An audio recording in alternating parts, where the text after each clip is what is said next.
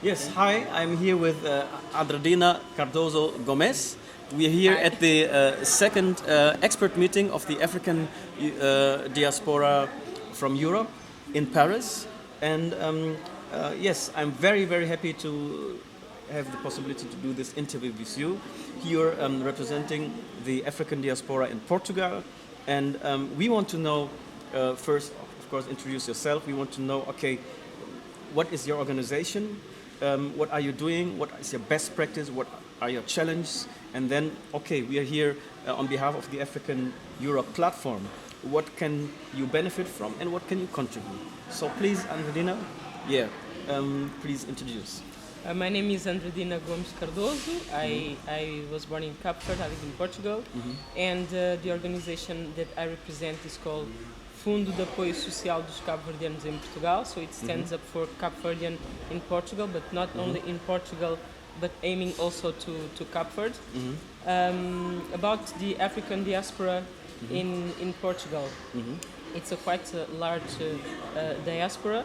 Most of people are from Lusophone countries, Cabo Verde, Angola, Santo Tomé e Príncipe, Guinea-Bissau, and Mozambique. Those are the And most. Angola, yeah. Yes.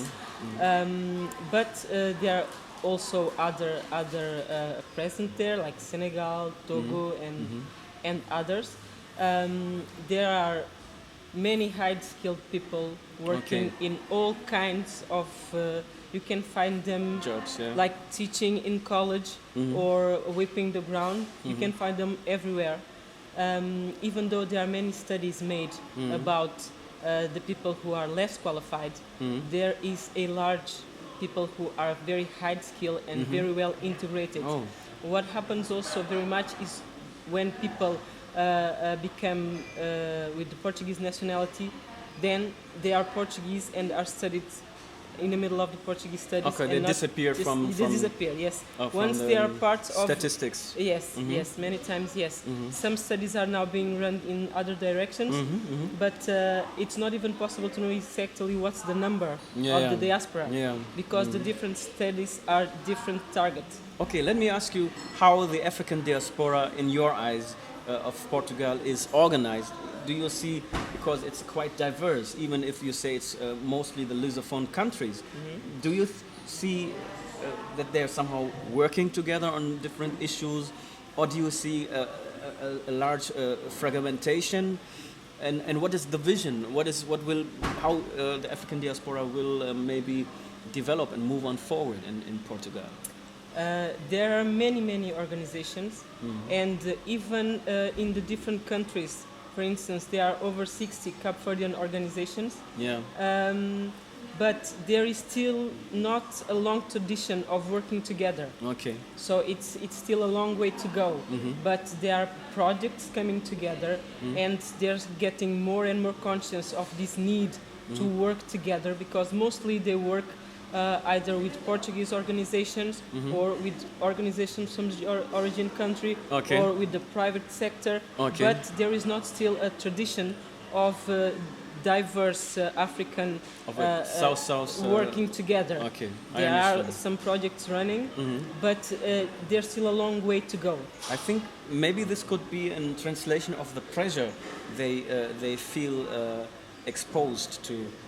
That it is somehow difficult in a difficult situation to think about to unite. And this brings me to my next question. Is there a functioning umbrella organization like uniting all African diaspora organizations, or it's not installed yet?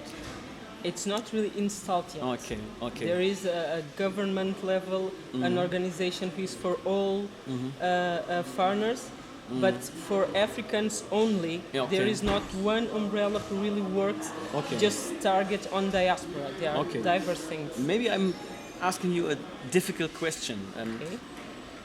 The thing is, I know you have somehow helped us with data from Portugal that African diaspora is somehow dominated in numbers by Cape Verdean diaspora. Yes. And is this, as we know about the Finnish model, where Somalians are so dominating in numbers and also in visibility, and there it was an asset because somehow we had to tap to them, stick to them, say, hey, please think about opening and thinking more Pan-African. And they did it, and they founded this African platform. Could it be possible in your eyes, or do we need to do a lot of preparation first, that the, let's say, stronger Cape Verdean diaspora will open up and maybe support a platform building? I think it's possible. Yes, it's possible. There are some people there that are quite open-minded, and I mean, Africa is an issue for everybody. There are things that, of course, there are challenges. There are challenges, but there are also many high-skilled people and people who are very interested in contributing in some way. Because from my organization, for instance, what we found out from the beginning is maybe people are not in the mood to be there all the time. But if you have a project who is target and who have a specific goal and they have to help there for a specific task, they'll be there. Okay. Good. Good to know. So I believe, yes, it's possible. If it's something that it's target and people believe in it and they know exactly what is it for and what kind of contribution they give, because we really found out that many people are there available for a contribution if we go and pick them. Sometimes they are just there waiting for somebody to call them. Okay, and I think it could be also an aspect and factor of success that the Cape Verdean diaspora itself is also diaspora in many African countries, like for instance Angola, and there are natural links. Yes. And maybe we could use them. So this brings me to some of my last questions I have to you. We are now have founded or are about to establish this Africa Europe platform. What do you think could be what could be your gain, your added value, being member of this platform? Look, somehow it is more representing, let's say, diaspora which is Anglophone and Francophone, because the project is somehow bilingual only. But so what about the Lusophone diaspora in Europe? Well, since the first meeting, it was one thing that, I mean, Cape Verde was there and Angola was there, and we really stand for it, that it is not possible to make the platform work among the other diaspora that are Portuguese speaker unless it is in Portuguese. Yes. So also, it is very easy to link things when there are common goals. So it is not difficult to find a way to make things. We can get that even from the experience of Cape Verde as a country. Everybody have to fight to enable to survive in that country. So they were able to work together and get there. And really Cape Verdean diaspora is very strong in some things. In some cases, maybe there are things that we have to just reorientate. So with Angola, we already managed to find a way to introduce the platform to Portuguese. Tell me more about that. This is very important to say, because this will be posted and it's a milestone maybe for us. Well, it was obvious for us that it really have to be in Portuguese. Otherwise, how will it get to the whole Portuguese speakers all around the world? And what is the conclusion, or what has been achieved? What have been achieved is an agreement between Portugal and Angola and the other organization from Slovenia. From exactly. Slovenia.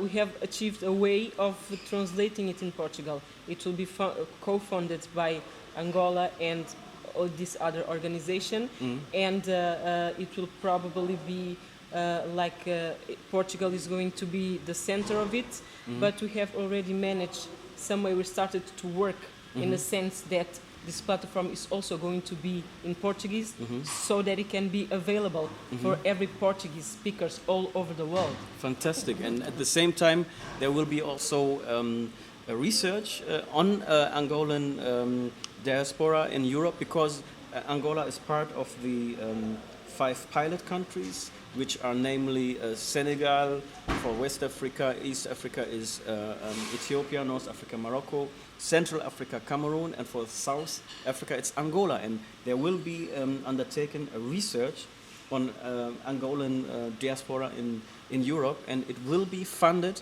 by the Angolan Ministry of Foreign Affairs. Yes. And last question is, what could you, as a Lusophone diaspora member, contribute to the Africa-Europe platform? What do you think?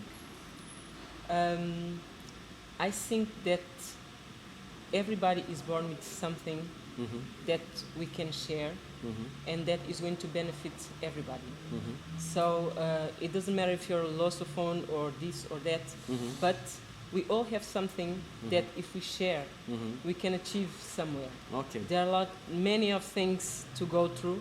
There are many of steps to go through, but I am sure that if people really realize where they want to get, and if they realize how much strength they have, and how many high skills they are, and how many capable they really are of taking care of themselves, I believe they're going to maybe retarget some things, think it overnight, and just get what they really want. All right. Help each other to grow. I think these were really fantastic final words, and we have a great hope that with the help and the connection with the Lusophone diaspora, African diaspora in Europe, we will make a great step forward. Thank you for this interview. Thank you. We'll be there. Yes.